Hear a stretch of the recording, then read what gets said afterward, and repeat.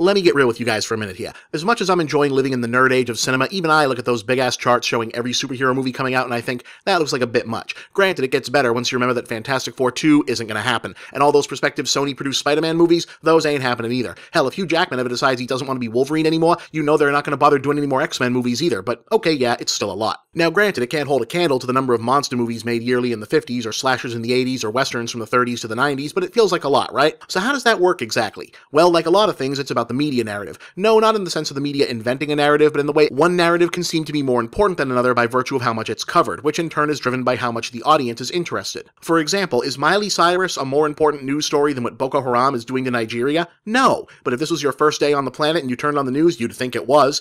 News coverage, especially of entertainment and especially in the internet age, is built on two concepts. How many separate clickable stories can we get out of this, and how much does the readership care? Not necessarily in that order. Here, let me show you how your superhero movie news sausage gets made. Let's say tomorrow Marvel announces they're going to make a Nova movie. Okay, that's one news story.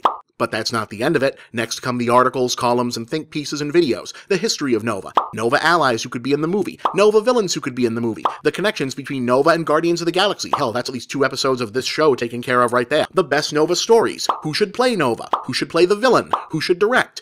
Each one a potential story of its own, generating traffic and ad revenue for news sites. And it doesn't end there, because once the speculation well runs dry, it'll be time for the Who's Playing Nova news post, the Who's Playing Nova's Friends news post, who's playing the villain, who's directing, will there be Marvel cameos, the reveal of the logo, the costumes, set photos, the teaser poster, the actual poster, individual character poster, the teaser, the first trailer, the second trailer, the Super Bowl spot, the international trailer, the final trailer, and finally at long last, the review of the movie itself.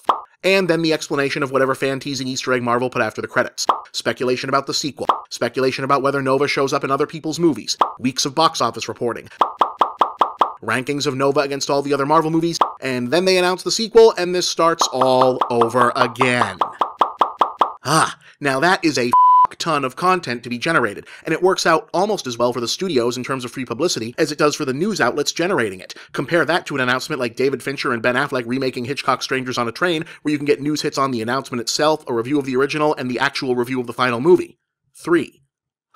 Gee, I wonder why this one genre gets so much coverage, huh? But then again, all that coverage wouldn't be worth generating if it didn't draw attention in the first place. The comic book superhero, once alternately an icon of children and a particular niche of adult fandom, is now the global avatar for heroism in fiction and at the cinema in particular. In explaining this phenomenon, it's common for fans turned pundits like, well, me, to lean on self-flattering ideals like Joseph Campbell's monomyth or Grant Morrison's concept of superheroes replacing gods in the popular consciousness, but honestly, I think the truth is a little more down to earth. Firstly, remember that the streaming, download, torrent, and on-demand revolutions have made serialization of storytelling rather than contained one-off stories the order of the day. Not every property, original idea, or original idea creator is easily adapting to that model. But comic book superheroes? I mean, come on. Continuity, crossovers, team-ups, endless self-perpetuating narratives, they practically invented that stuff. Second, and most importantly, consider that the world of the 21st century is increasingly the world. Thanks to mass communications and changes in social migration, national identity, and economic mobility, globalism really is the order of the day. And for movies, especially expensive blockbusters looking for big returns, it's no longer ideal for stories and settings to appeal only to their culture of origin, which is problematic because blockbuster-worthy stories are often grounded in moral understandings of right and wrong, or iconography of good or evil that doesn't translate culture to culture. Samurai, cowboys, soldiers from specific real-life wars, they're all potentially limited in their appeal.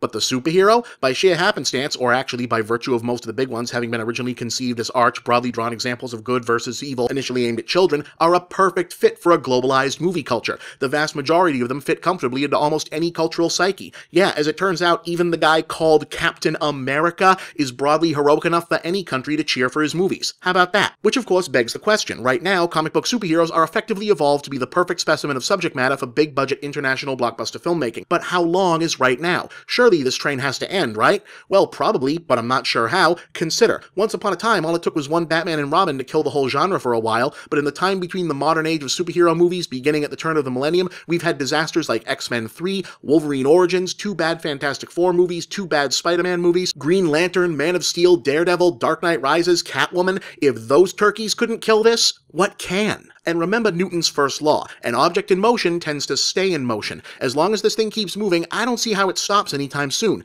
Batman and Robin was devastating because back then they were still making these things one at a time. Today, let's just imagine, for the sake of argument, that for whatever reason, either Avengers 2 or Ant-Man is a bomb, a dud.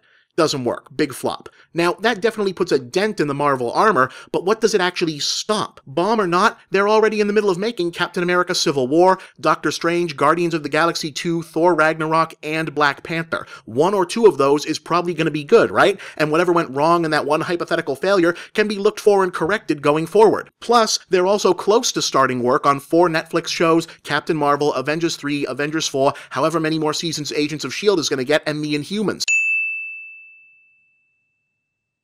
This is all already in motion, so as long as the ratio of success to failure holds in their favor, why would they stop? And they're not even the only object in motion. Warner Brothers and DC are looking to run exactly the same kind of train for Justice League and company. By the time we get to Avengers 6 or 7 or Secret Wars or Crisis on Infinite Earths, there's going to be a whole generation for whom interconnected continuity-driven universes, mainly centered around superheroes, has been the default state of blockbuster filmmaking for as long as they've been alive.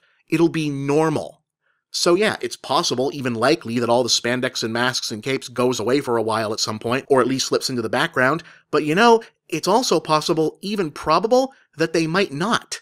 Remember, there was a time when the superhero didn't dominate comic books either. I'm Bob, and that's the big picture.